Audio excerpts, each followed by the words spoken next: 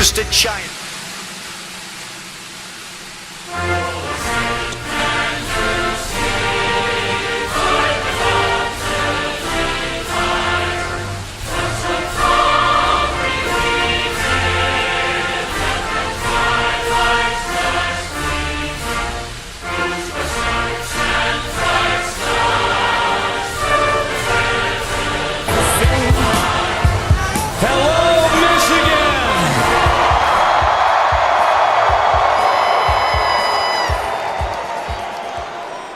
I'm Mike Pence. I'm the governor of Indiana. And it is 1 minute after midnight. It is November 8th, the day that we make America great again.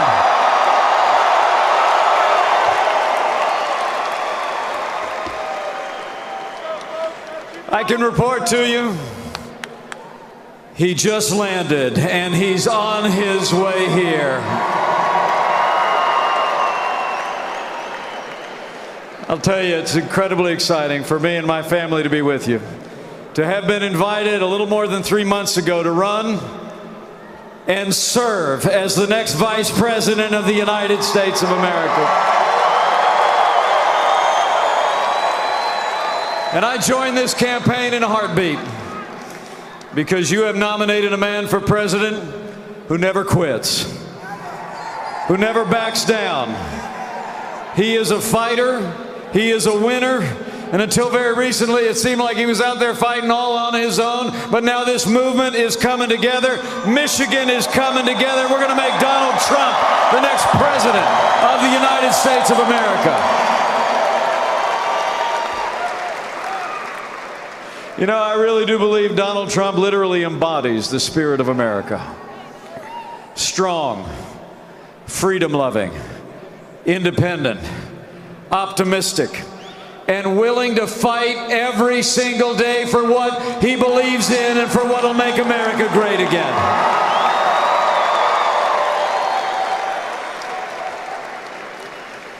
You know, and it's not like it's exactly been a fair fight out there. You know what I'm talking about? I mean, ever since I joined this campaign, it's like I get up every morning, I got to turn on the television with a stick, you know. I never know what's going to be on there, you know. It's like the media's out there doing half of Hillary Clinton's work for her every day. It's like it's 2-on-1 out there, Michigan. But even though she's had all the advantages, Donald Trump's been winning hearts and minds every day, and he's going to win all the way to the White House.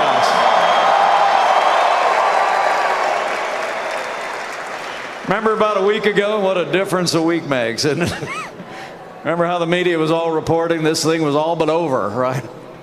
I mean, Hillary Clinton was naming cabinet appointments. Remember that? I mean, she was measuring curtains in the Oval Office or something. And then the American people showed up.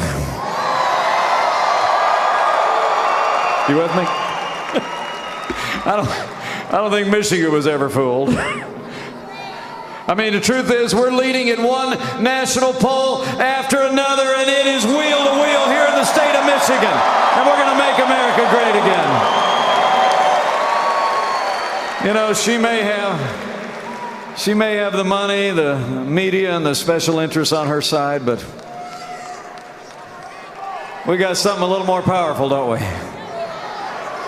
We got a basket of the American people that are saying enough is enough.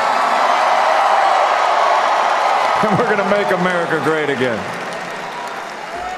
You know, the truth is, the groundswell of support here in Michigan and all across the country is evidence of the fact that more and more Americans every day have come to realize this is not so much a choice between two people. It's a choice between two futures. So let me tell you where I stand. I choose a stronger America. I choose a more prosperous America. I choose an America that cherishes and upholds our highest constitutional liberties. So I choose to stand with Donald Trump and every American who knows we can make America great again.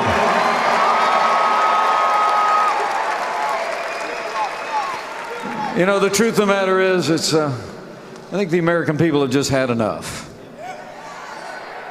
You know, I think they've especially had enough of the fast and loose ethics of Hillary and Bill Clinton. Am I right? I mean, you know, it's almost hard to keep up. It's almost hard to keep up with these things, isn't it? But let me see if I can help you out.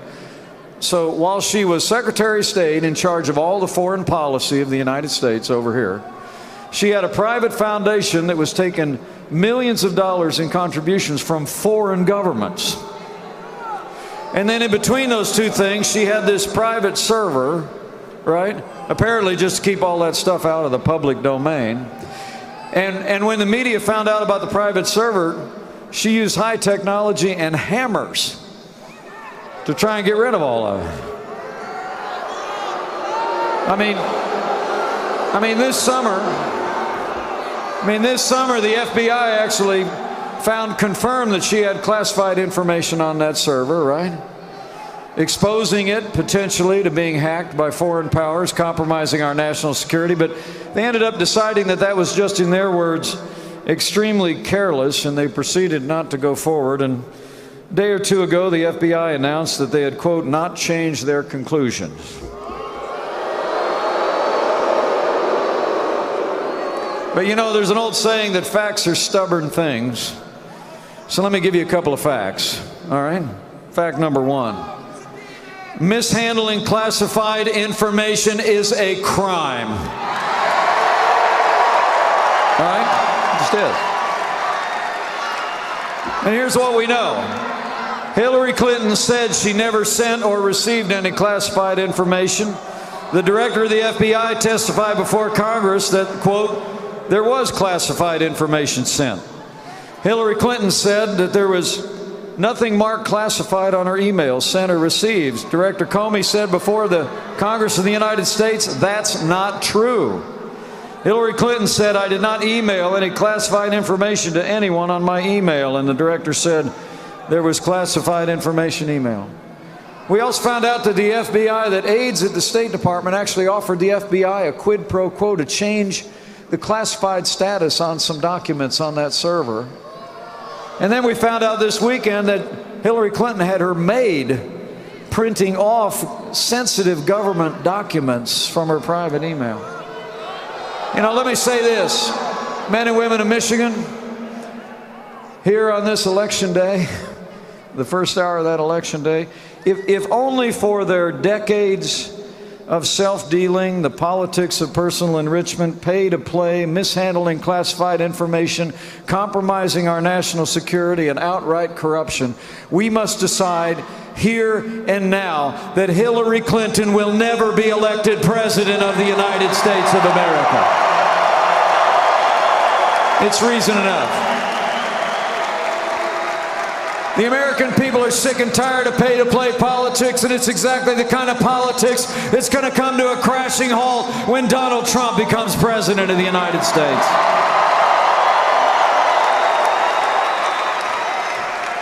Working with the re-elected majorities in the House and the Senate, Donald Trump and I are going to pass fundamental ethics reform. We're going to end the revolving door between government and the lobbying world. In a word, we're going to drain the swamp.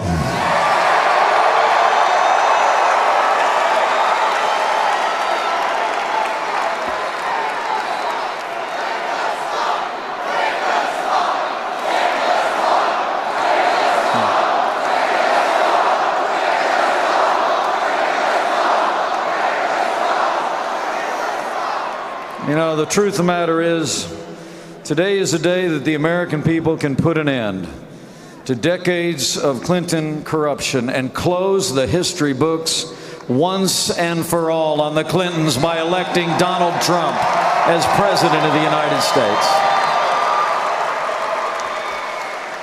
But the truth is, this election's even about bigger things than their small ethics.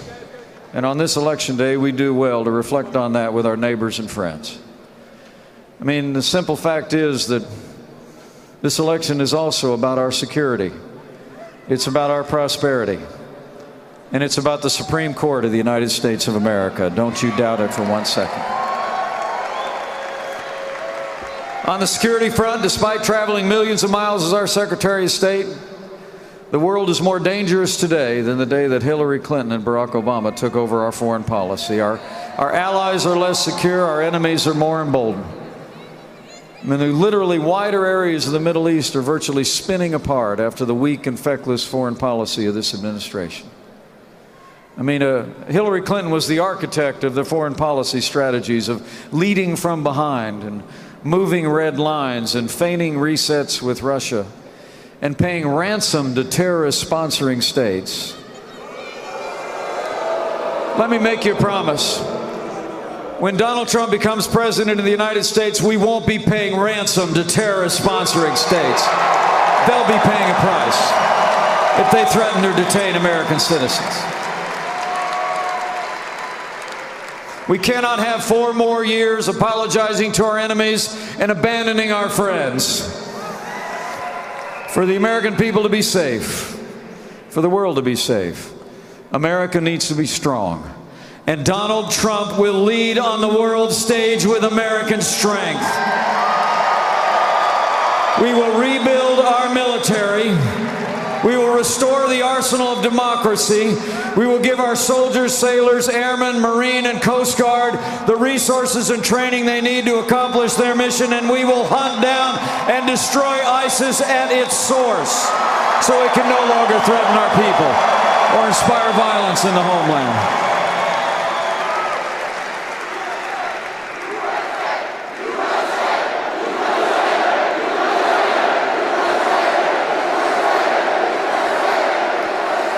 This election is about our security, but it's also about our prosperity. I don't need to tell you up here in Michigan, this is a very challenging time for families all across the state and all across this country. We're in the weakest economic recovery since the Great Depression. 1 in 5 American households don't have anybody under the same roof with a job. Hillary Clinton's plan? More of the same. Not the same. More of the same. More taxes, more regulation, more of the kind of bad trade deals that have been shipping jobs overseas, and worst of all, more Obamacare. I mean, they tell us this economy is the best that we can do, but I think you all here in Michigan know better.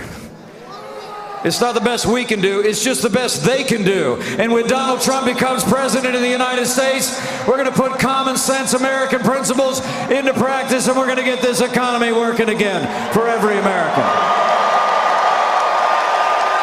We're going to work with a newly re-elected majority in the Congress. Hillary Clinton wants to raise taxes by $1 trillion. We're going to cut taxes across the board for working families, small businesses, and family farms. We're going to get rid of death taxes, and we're going to lower business taxes here in Michigan so companies in this state can create jobs here and compete more with companies around the world. We're going to repeal every single Obama executive order that's stifling jobs and growth in this economy.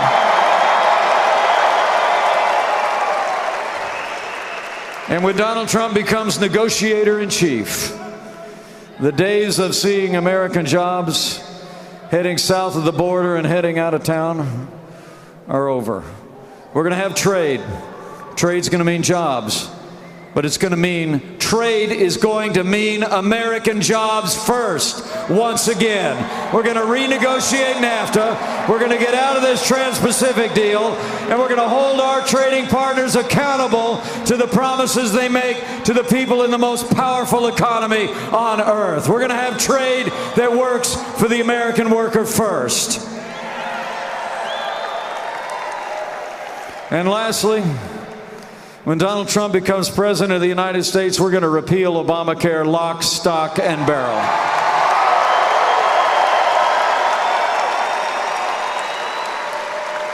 And we're going to hold them accountable in Washington, D.C. for all the lies of Obamacare. Do you remember them? You remember them? If you like your doctor, you can keep. Not true. If you like your health insurance, you can keep it. Not true. Health insurance costs will go down, right? Not true. The Obama administration just announced the other day, next year, nationwide, the average premiums on Obamacare are going to go up 25%.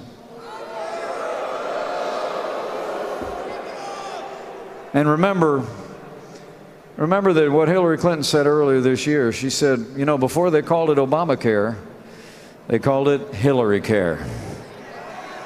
Hillary Clinton actually wants to fix Obamacare by importing the worst ideas from Canada. She wants to put what's called a single-payer, government-run insurance program right into the heart of this failed policy.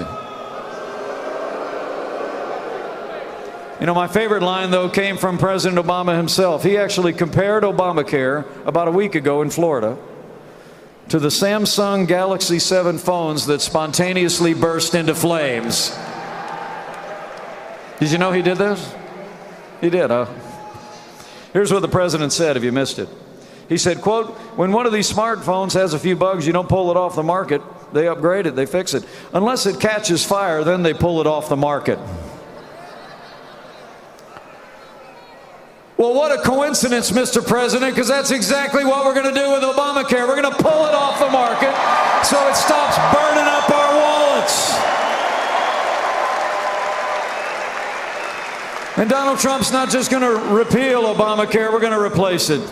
Not with more government, but with more choices. We're going to let the American people buy health insurance across state lines. The way you buy life insurance, the way you buy car insurance. We're going to use the power of the free market in this country to drive down the cost of health care. That's how you solve problems the American way.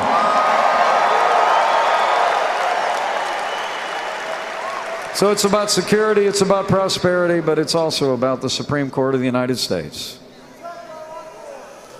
I mean, with the passing of Justice Scalia, literally the balance of the court is on the ballot.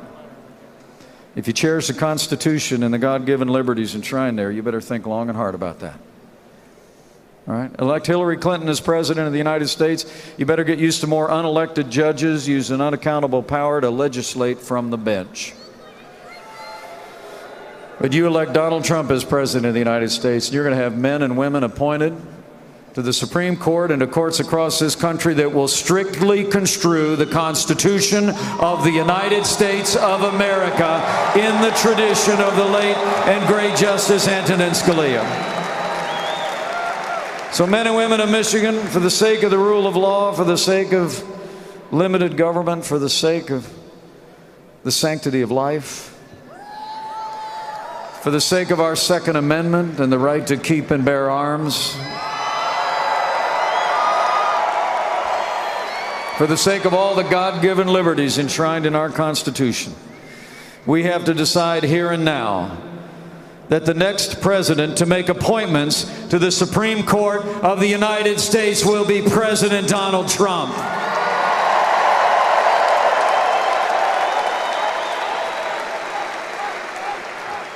So on this election day, and how cool is it to see all of you out tonight? It's after midnight. It is November the 8th, the day we make America great again. I just would encourage you as his motorcade heads this way. And I'm going to pop back out and introduce the man himself. But I want to encourage you to do three things on this election day. Number one, vote. Bring a friend. Friends don't let friends vote alone. Go exercise that franchise that has been bought at such a high price and preserved through the generations for you. And vote to bring real change to America by making Donald Trump the President of the United States.